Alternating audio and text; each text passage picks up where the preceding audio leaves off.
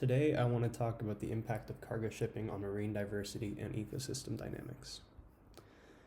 I first want to start talking about shipping lane and harbor dredging.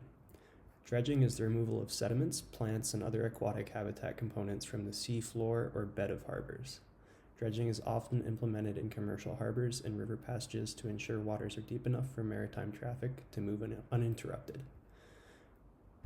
Dredging can have serious impacts on seagrass populations in coastal estuaries, removing and burying these species. Dredging can also lead to increased turbidity in the water, effectively blocking photosynthesis during the dredging process and killing the seagrass under long periods of high turbidity. Seagrass beds are keystone habitats for feeding, shelter, and breeding of numerous other species.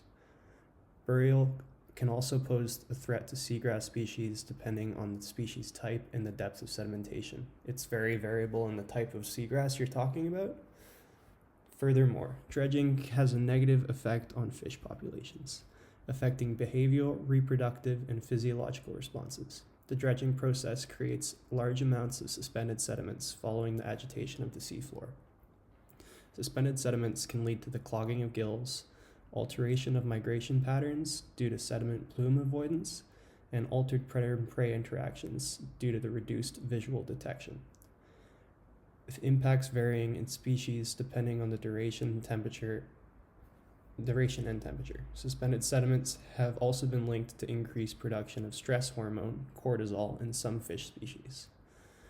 A test conducted on coho salmon and steelhead found that increases in plasma cortisol following introduction to suspended sediments led to reduced feeding rates in higher concentrations of suspended solid.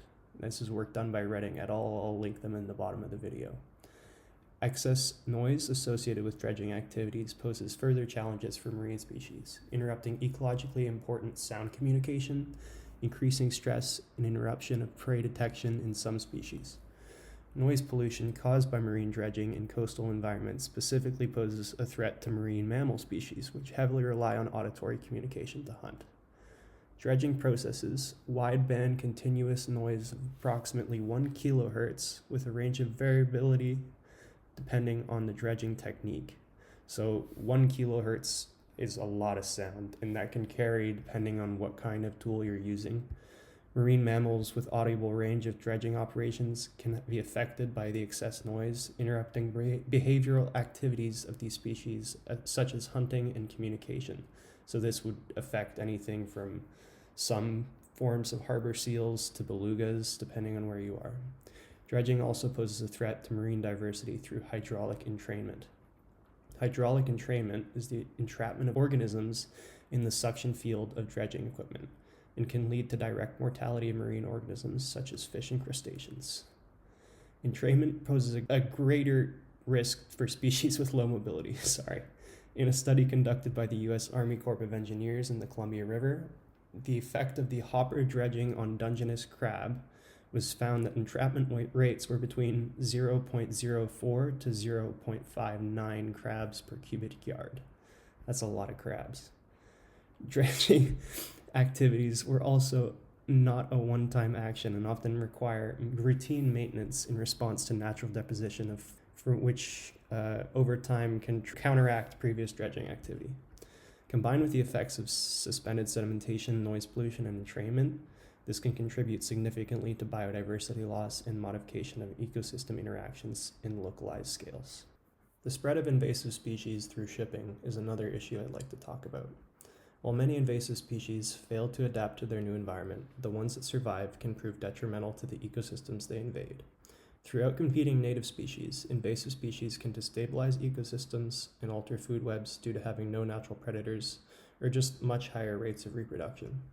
Once introduced, invasive species are nearly impossible to remove from marine ecosystems, with the majority of governments focusing on biological removal, which is costly and has variable success. The international transport of goods is a major conduit for the translocation of marine species, which latch onto the hulls of ships or make their way into ballast water, inadvertently contributing to the migration of invasive species worldwide. Successful invasion by marine species is reliant on similarities of 3 vectors between the donor and the recipient habitat. Water, temperature, and salinity are the key significant biotic indicators of species' fundamental niche and these variables can aid in the modeling of invasive species spread between donor and recipient ports, aiding in the modeling of invasive species breakouts. The spread of zebra mussels serves as a heavily studied shipping-related spread of an invasive species. Zebra mussel is a freshwater species native to the Caspian and Black Sea, but since have managed to invade Western Europe and North American watersheds, as illustrated in the figure provided by McIsaac. Zebra mussels have a 200-year history of biotic invasion, expanding their range across Eastern Europe through international shipping dating back to the 1700s, and more recently invading North America via ballast water containing mussel larvae. Invasion by zebra mussels has been found to cause multiple changes to freshwater communities, notably causing a reduction of phytoplankton and increases in cyanobacteria blooms, inadvertently lowering food availability for fish populations. Research done by McIsaac, which I'll link in the description, additionally found that reductions in phytoplankton availability linked to high-density zebra mussel populations in Lake Erie had potential causality to reductions in yellow perch abundance. Zebra mussels in Lake Erie were further linked to alterations of essential walleye habitat and reduction spawning success due to associated increase in water clarity.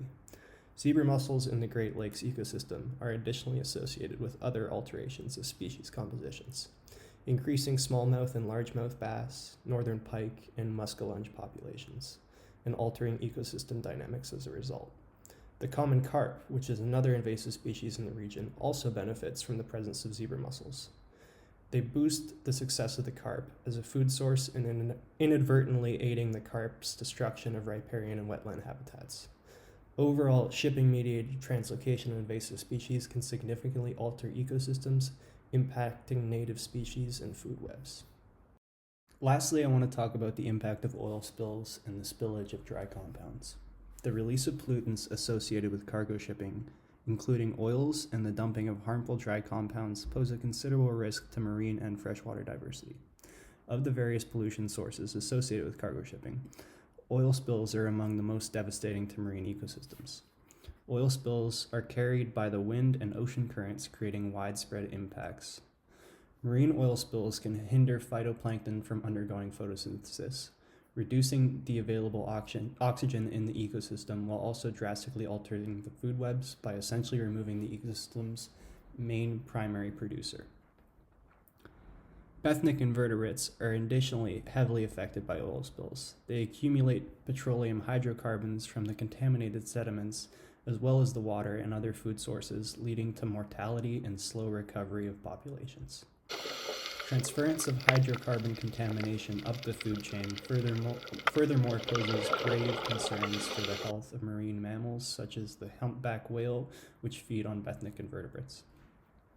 The effects of oil spills are not limited to the oceanic environment. Coastal ecosystems such as mangrove forests are highly vulnerable to oil slick and act as traps due to their unique biology and community structure. Oil slick in mangrove forests creates an oil film covering sediment, root systems, and pneumatophores, which are air roots, and the bark of the mangroves.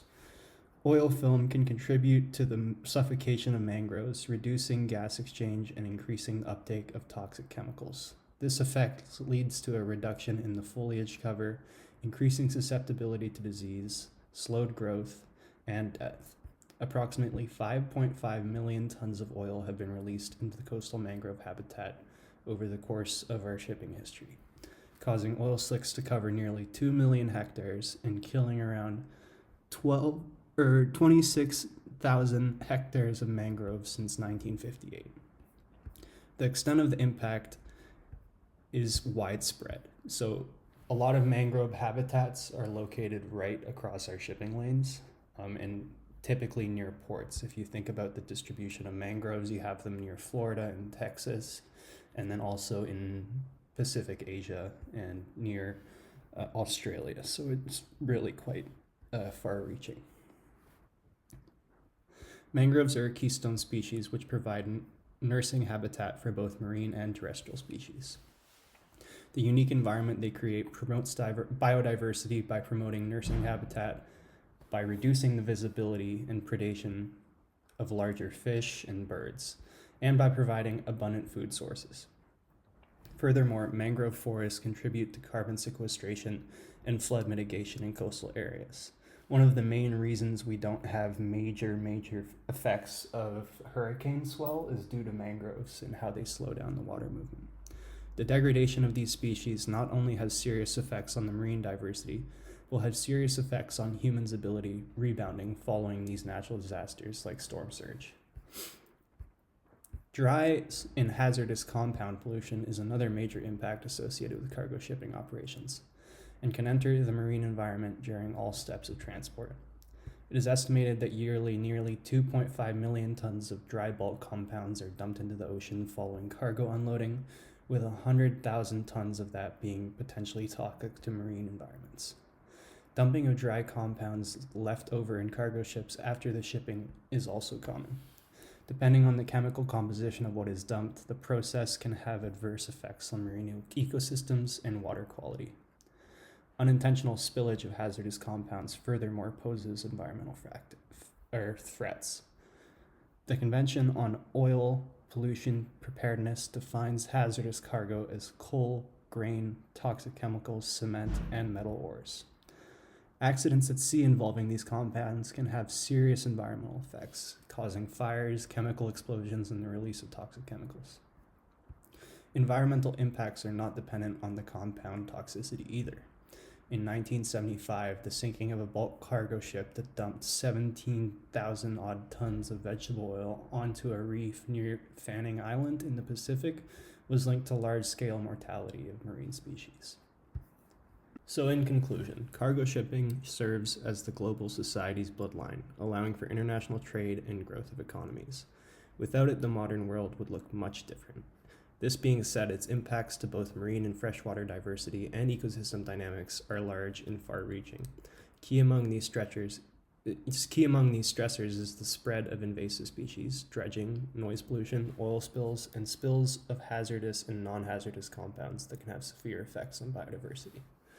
Although altering community structure, altering food webs, degrading and destruction of habitat, direct mortality, reduction in water quality, and blocking of marine mammal communication, these impacts are not only a concern to the state of marine diversity, but also create unintended consequences for terrestrial species, coastal communities, fisheries, security, and global resistance to climate change. As we are becoming increasingly reliant on global shipping, it has become increasingly important to balance both the economical growth and impacts created on marine diversity in planning and management considerations.